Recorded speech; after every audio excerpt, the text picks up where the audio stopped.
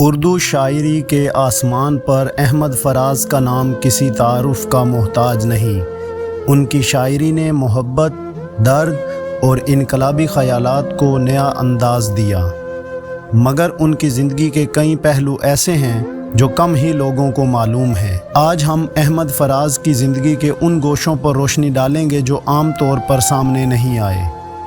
رنجشی سے ہی دل ہی دکھانے کے لیے آ پھر سے مجھے چھوڑ کے جانے کے لیے کس کس کو بتائیں گے جدائی کا سبب ہم، کس کس کو بتائیں گے جدائی کا سبب ہم، تو مجھ سے خفا ہے تو زمانے کے لیے پہلے سے مراسم نہ سہی پھر بھی کبھی تو، پہلے سے مراسم نہ سہی پھر بھی کبھی تو، رسموں رہے دنیا ہی نبھانے کے لیے احمد فراز کا اصل نام سید احمد شاہ تھا اور وہ 12 جنوری 1931 کو کوہاٹ میں پیدا ہوئے۔ ان کا تعلق ایک پشتون خاندان سے تھا جو علمی اور مذہبی اعتبار سے خاص مقام رکھتا تھا۔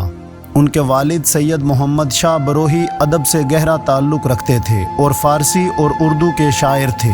یہ علم و ادب کا ماحول ہی تھا جس نے فراز کی شاعری میں تخلیقی رنگ بھرے۔ بچپن میں احمد فراز کی طبیعت میں بغاوت اور آزادی پسندی کے جراثیم نمایاں تھے، جنہیں ان کے والد کی شخصیت نے مزید جلا بخشی۔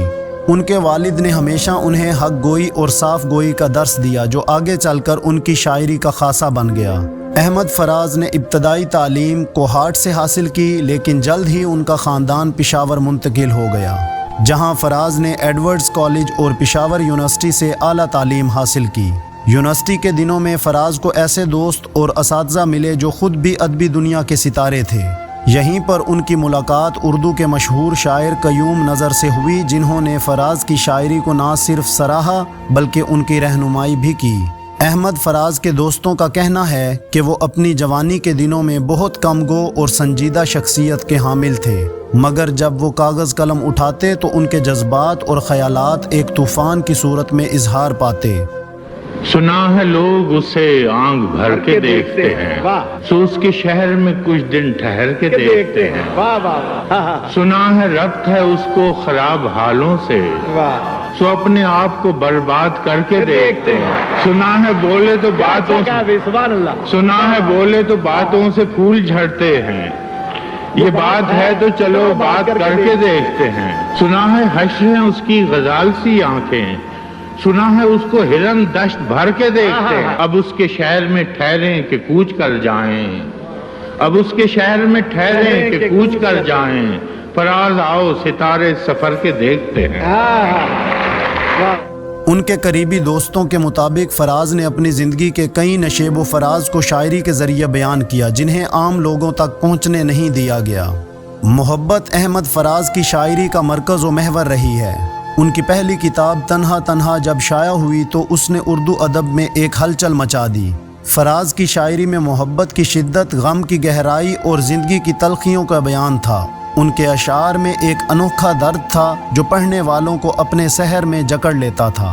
جیسے احمد فراز صاحب نے لکھا، سراپا عشق ہوں میں اب بکھر جاؤں تو بہتر ہے، جدھر جاتے ہیں یہ بادل ادھر جاؤں تو بہتر ہے، ٹھہر جاؤں یہ دل کہتا ہے تیرے شہر میں کچھ دن، مگر حالات کہتے ہیں کہ گھر جاؤں تو بہتر ہے، دلوں میں فرق آئیں گے تعلق ٹوٹ جائیں گے، جو دیکھا جو سنا اس سے مکر جاؤں تو بہتر ہے، یہاں ہے کون میرا جو مجھے سمجھے گا فراز، میں کوشش کر کے اب خود ہی سنور جاؤں تو بہتر ہے۔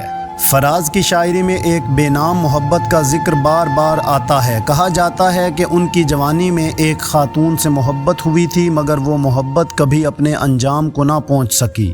اس نامکمل محبت نے ان کی شاعری کو وہ درد دیا جس نے انہیں اردو ادب کا ایک بڑا شاعر بنا دیا۔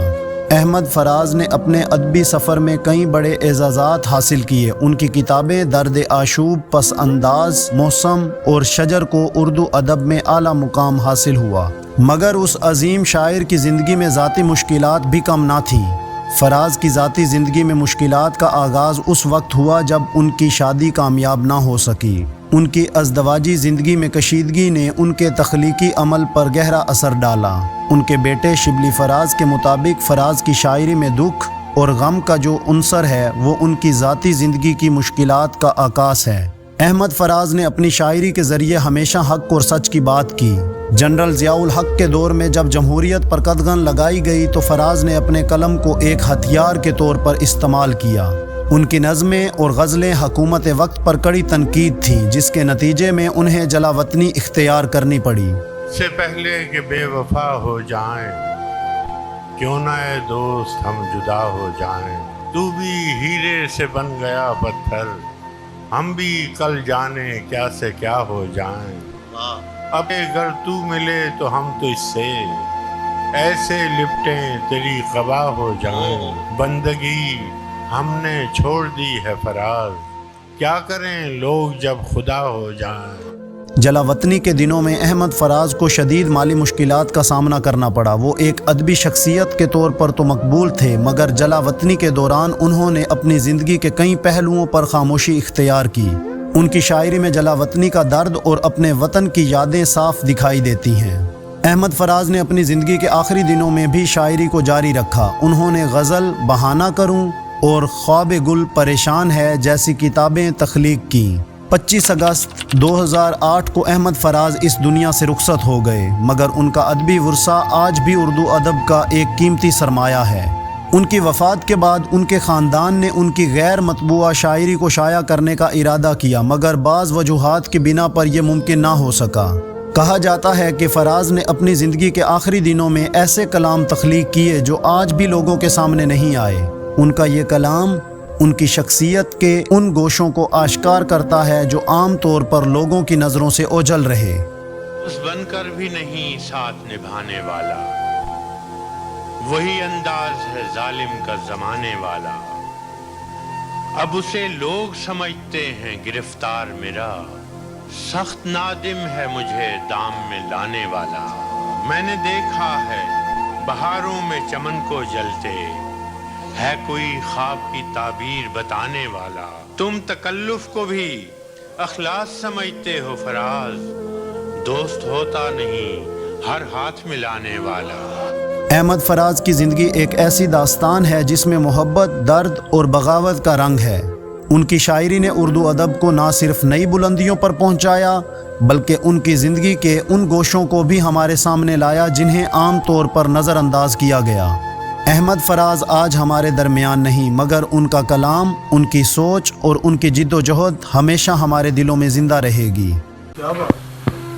اب کہ ہم بچھڑے تو شاید کبھی خوابوں میں ملے، جس طرح سوکھے ہوئے پھول خوابوں میں ملے، تو خدا ہے نہ میرا عشق فرشتوں جیسا، دونوں انسان ہیں تو کیوں اتنے حجابوں